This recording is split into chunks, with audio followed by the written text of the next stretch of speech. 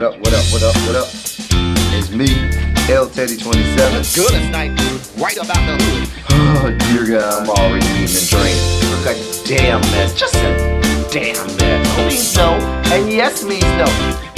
What up, what up, what up, what up, what up, what up, what up, what up, what up, what up, what's good, people? What is up, what's up, what's up, what's up? It's me, L Teddy 27, and I am back for yet another review. This is going to be our review for David Makes Man. This is season 2. It is episode 10. It is the season finale. It is entitled Trouble the Water. All right, so we have gotten to the end. And for all of the skeptics and all of the people who have so much bad things to say, screw you guys.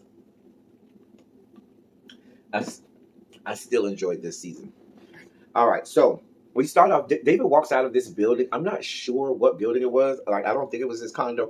But he had on this bad red suit with this white and red shirt, giving me very much Kappa tees. Shout out to all my frat brothers out there, all those in the bond. And had on his crimson and cream, his red and white. It looked real good. So he walks out and he walks next to this store, and in the glass windows, he imagines these posters. And the first poster is an image of him helping Mr. Padilla, I guess, when mayor of Miami-Dade County. And then the next one is a picture of him with Nicole and a little girl that I guess is supposed to be their daughter, him as a family man. Then the next one is a re-election campaign poster that says "Re-elect Young," meaning he's already been elected to political office. I told y'all that was always David's plan anyway. We talked about that earlier in this season, but anyway. And then the next thing you know, we see David. He's in the he's sitting on the side of the pool, showing his chocolate body, and, and he has on red again. Which, listen. Red is a color, if you have the right type of melanin, it really makes your melanin pop. And for David, it makes his melanin pop because he had on these short swim trunks that look like some lifeguard swim trunks, just real short, showing all the legs. He ain't missed no leg days and showing all that body or whatever. Anyway, he gets in the pool and goes to the bottom of the pool, and you see old David is, realizes that he's in the bottom of a goddamn pool. And so he looks at young David, and he realizes that everything's not right. Everything's not right. And then he wakes up. He's been having a nightmare, and he's still actually on his couch at home. Trent is still there. Trent done took his phone, texted her mom and dad, and told them that she's safe at David's house. JG and Trish is calling, talking about where you at, why y'all ain't here yet? Because David done fell asleep in the middle of telling Trent to go get something to eat. A mess. Anyway. And he had been sweating, of course, like he does when he sleeps most times, and he had sweated through his shirt. So, but anyway, he gets up, and him and Trent have this conversation because Trent kept on complaining about the fact that he got no damn food in his goddamn house, and everything in the goddamn refrigerator is expired. So anyway, they talk. She says, "I love all of the Miami references and the Miami vernacular in the show." But they got this one right. I talked about how David got conch fritters wrong when he said conch fritters is conch. But this one they got right when Trent said to David, "Yeah, I see you," because she was talking about how, well, David asked her, why she doesn't want to go home, and she was like, they don't listen, and this, that, and the third, and he was like, well, listen, here's my key fob, and you can come over, well, call me first, because I might be, busting, some chick's back out, but call me and you can come over. And she says, because sometimes when I can relate to you because you're Aki quiet. And then he says to her, you can come over and I can be Aki and you can be you. Now, that term Aki is a Miami term. It's hard for me to explain what it means. You kind of have to grow up in Miami, and it's just a part of the vernacular. And you know what it means. You grow up knowing what it means. It's short for awkward, but it doesn't just mean awkward. It has so many meanings. Like, yeah, it's an adjective, but it could also be a noun. How do I explain it? I just I don't know. It's just a Miami term, and those people from Miami know. When somebody be like, "Bitch, you Aki," it's just a term we have. Or be like, "Oh, she Aki," or "Oh, he Aki," or you be like, "Oh, that was real Aki." I just don't know how to explain it, but it's just a term that we have, and I think I've heard another area use the term or reference the term, but it wasn't the same as it is home in Miami, and that's just the term that we have. down in South Florida. So anyway, I love the fact that they put that in there. So David gives her a key fob and says, "Listen, you can come over. You know what I'm saying? If you just need to get away." Just so she has a mechanism to vent and air things out, and so she doesn't run away. Which is apparently this is important, something that she needs. Then we get to David goes in his room, changes his shirt, and he's in the mirror talking to young David. Adult David's talking to young David, and he apologized to young David because remember they had that conversation in the car last episode before he came home and saw Trent, and he went off on young adult David, went slap off on young David, just went off, cussed him out. And so he apologizes and says, "Listen, I know I don't treat you well, and excuse me, I'm sorry. I know I'm not supposed to do this." He said, "But you know what? We're gonna have some time just for us today. But for right now, we got work to do. We got things to do." Because adult David knows he needs young David. They have to work in tandem. They have to, work as a unit, and he had to go back and solidify that relationship with his younger self. And so you see Trent comes in the room and she sees this and she sees David in all of his ockiness. There's another word.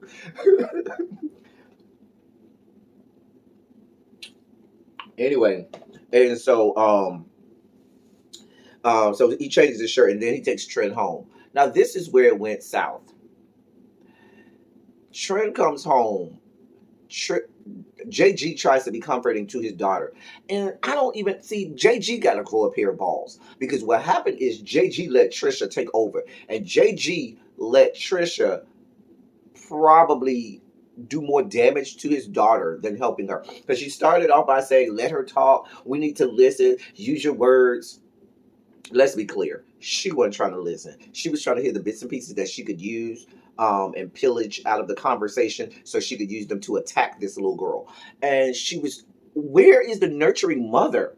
Like in this instance, when your child ran away, you damn near was falling out dying because you didn't know where your daughter was. And now that she's home, instead of being nurturing and embracing, and instead of saying, "No, we're here for you. This is still a safe place. Don't we understand? We're here," trying to make her feel good. Shit goes into attack mode. Like, who does that? Who raised you, Trish? That was a mess. That was a damn mess. And I blame JG because that was the moment where JG was supposed to step up as a father and say, "No, you're not just going to be talking to my daughter like this. I don't give a shit. But what we're not going to have is you up here making her feel bad." Because what will happen is she'll try to do it again or might try to harm herself. Anything could happen. That was hard to watch. It was hard to watch when Trisha did that. I really did not appreciate that. That was hard to watch. And then after she went in on this little girl, the girl crying and everything, trying to express herself, and she wasn't trying to hear no parts of it. She gonna talk about, "I love you."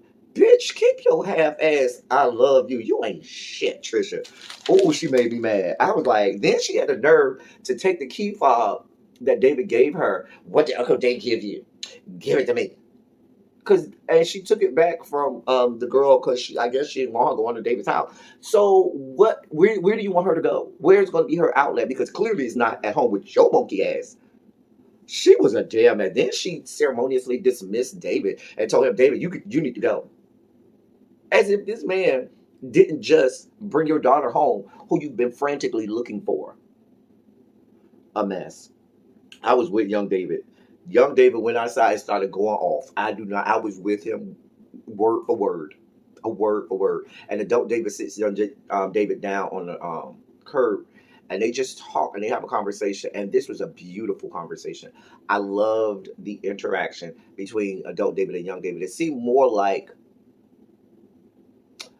what Sky was to young David. So now you had this transitioning now where young David no longer has to look to Sky to be that comfort, to be that helper, to be that guide. He can look to his adult self. Great transition there. Loved it, loved it. It almost seemed like a father-son thing, but I saw it more as this would being an official transition from David looking up to Sky to now David can look to himself for advice, for nurturing, for all of those things. And so then David goes down to the bill and he's knocking on, I think he was knocking on Mix Elijah's door, and Shella comes talking shit. Shella been getting on my nerves going all the way back. She gets on my last goddamn nerve. She come out there talking shit about David, talking shit about JG, and talking shit about Glow. And I was like, wait a minute. Every time the youngs come through, y'all call us pilot. Y'all don't even live it. Girl, this is the hood. This is the project. You know how many people live in a project that will come through there that don't live there? Girl, fall back. Sheila, fall the fuck back. Then this heifer, after David leaves, gonna go behind him like she needs him to help her. No, bitch. You ceremoniously started going off on this man and going off about him and his brother and his mama. You think he's supposed to help you? Girl. So they had this whole conversation about the commission meeting. Because Shella ain't shit. She ain't shit. I'm cussing a lot in this review. I'm sorry, y'all. But they got me real passionate in this episode, y'all. They took me to emotional extremes. Sorry. Anyway, so so they talk about this commission meeting that's coming up and how David's gonna go speak. He doesn't know what he's gonna say. So Shelley was like, "Well, they need to hear from the Ville." So some of the residents of the Ville go down to the commission meeting. Mix Elijah speaks in front of the commission.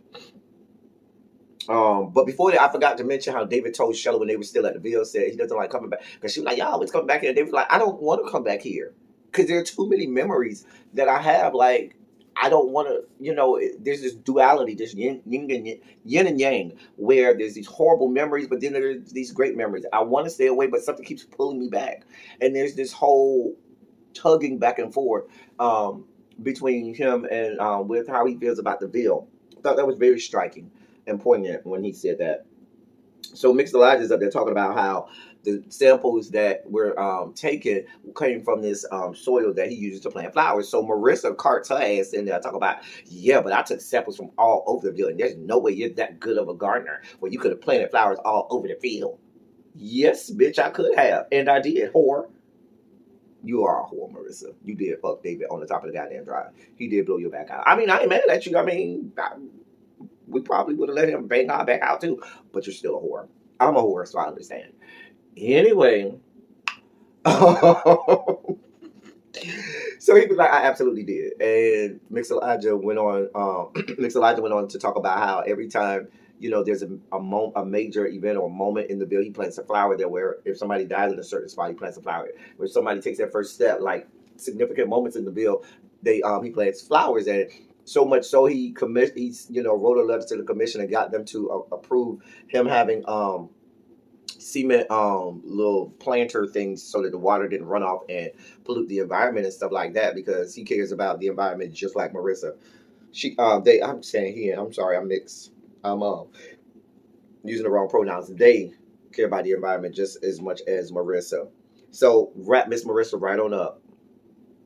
Anyway, so David starts to talk, and the commissioner wants no part of David. David said, "I'm not here to talk to you. I'm here to talk to the people of the Ville." And he speaks passionately to the people of the Ville. He tells this story about when Sky taught him how to ride a bike, and how at first Sky was holding on, and then he didn't realize Sky had let him go, and he was riding on his own, and it still sounded like Sky was right there, even though he was riding on his own. And he looked back and saw Sky was he was doing it on his own. And I thought that was both for the people at the Ville and for himself, because remember, like I said, we're seeing this transition where there's no longer the need for Sky. He can be self-sufficient. Young David can look to adult David for those things that he needs, that he used to get from Sky. So it was for both. It was served two purposes: for the Ville, for the residents of the Ville, and for himself. And he basically told them, "Listen, I think that the plan that Mr. Padilla have is wrong." And he told the commission, "I believe that the Ville has a council, and this council needs to have the final say so on before there's approval of any redevelopment or any development at all in the Ville and so forth." And after this old nice touchy-feely story or whatever, they acquiesced and they gave them permission, and they stopped the whole eviction of everybody, because they figured out that the ground really wasn't toxic, and everything was wrapped up in a nice bowl. Everybody's good. They're not tearing down the Ville. They had this council. Shell's going to be the president of the council. Yada, yada, yada. Nice, cute little bowl. David then goes to talk to Mr. Padilla. So we had this conversation where adult David and young David are now working in tandem. Badass turquoise suit on. Love this turquoise suit with those brown shoes. Badass suit. I was here for it. Anyway, David surprises Mr. Padilla and tells him, "Listen, I'm no longer going to be working with you on this project. You got it from here." Because listen, I told you what I could give you, which is votes. I've gotten you the votes. I did what I said I was going to do. Now, and Mr. Padilla was like, "Yeah, you position yourself. Well, now I need you, and nobody else could do what you can do." Da da da da. He was like, "Nah, I'm not here for this. I ain't working with you no more. And you see young and adult David, they are working, like I said, in tandem. They are complementing each other and supplementing each other all at the same time. And so Padilla does what all rich people in positions of power that are bullies do. Say, oh, you gonna come back, you need me. Oh, you flew too close to the sun, this, that, and third. Girl, fall back. Get over yourself. Because everybody that is rich and has influence and power thinks that everybody wants a piece of what they got going on. And that's just not true of everybody. That's not what everybody wants to do. We then see David goes over to Glow's house. Mix Elijah's on the porch smoking reefer, weed, the hippie lettuce, the ganja, the purple haze, the Mary Jane, the marijuana. And so that's what helps him, with his dementia and all of that stuff. And so Mixolydic starts to kind of psychoanalyze David a little bit and tell David, listen, you are someone who puts all of yourself into helping other people, but can't manage to help yourself. And that's okay because that's what makes you human. That is okay. Learn to live in that place and learn to understand who and what you are. And talked about being a double Scorpio. Now, I don't know. I got some friends that are Scorpios. Are they like that? I don't know. I have to think about that. Anyway, David and Elijah go inside, and the whole family is just sitting around. And I was with them. It did look like they was about to have an intervention for David. Anyway, Glow announces that her and Robin are moving to Port St. Lucie, which is about an hour and a half away that's an hour and a half away from Miami proper, meaning downtown Miami or northern part of the county. Seeing as how they live on the southern part of the county down in Homestead, that might take them about 2 hours, about a 2 hour ride for them to Port St. Lucie. But it ain't far. It's just a ride up. Anyway, you won't even spend a whole tank of gas going there and back. So, almost a tank though. Anyway, so Glow says that her and Robin are leaving. They moving. They're gonna leave the house to JG and Trisha. Trisha all happy. Girl, I ain't happy for you, Trisha. Go fall back. I told you I don't like her. We ain't liked her for a long time. She's a homophobe. Anyway, David is not happy about this. He wants no parts of this. You can see he is not okay with this. And he walks out and he's upset. And so young David is like, they always leaving. And adult David tells young David, listen, I know you're tired. We stressed. We about to go get away and just have some fun. Some David fun. And they went to this amusement park. It looked like Santa's Enchanted Forest because they had like little candy canes and stuff in the ground. And if you've been to Santa's Enchanted Forest in Miami, you know they have it at Tamiami Park. And it's literally they put like this carnival amusement park in the middle of a park. And so yeah, that's what it looks like, Santa's Enchanted Forest. Anyway, so they go and they and I think it only opens at night anyway, so you can see all of the lights and stuff. So it makes sense for him to be saying that, oh, my friend opens it up in the morning for me, because it opens, when it's close to dark, so because they have all of the Christmas lights and everything there. Anyway, while they're walking and talking, he takes Nicole to this amusement park, and while they're walking and talking and being all lovey-dovey, young David starts to propose to Nicole. Now this is David just imagining it, and adult David says, "Get up!" And so Nicole sees him, and she's like, "You okay? Where did you go?" He was like, I was daydreaming." She almost pushes him to say, what was in his mind? What was he daydreaming about? But then falls back and says, "Nah, I don't want to know. I'm glad he ain't really apologized to her, because I know that's not the right answer for David at this point. I'm so glad that ain't really happened." We then see JG takes Elijah home back to the Ville from Glow's house. He runs into Shella, who y'all know at this point I can't stand. Shella has this awkward conversation with him because she was like, "Oh, you need to be a husband, and we need to take a break, and we need to, some space and all of this. I want to stay your friend, but we're going to need some space in order to do this." And all of this long song and dance. Child, girl, fast forward, they go in the house and start fucking. Whore. A mess. Glow goes over to David's condo to drop off some plants. And so while she's talking about the plants, adult David tells young David, tell her. And young David poured out his little heart to Glow. "Baby, when I tell you they took me out," when he started saying you could make perfect rice and peas, and said, "Girl, when I tell you young David took me out," and Glow said, "I'm gonna always be your mama." And they had this whole touching moment. I don't want to ruin it, but you gotta go watch this scene. I loved this scene. they took me out when she started talking about the plant and how that plant looks. Doesn't like to be by the other plants. He like to be over here by himself. And I felt like she gave that plant to David because the way she was describing that plant, it was as if she was describing David.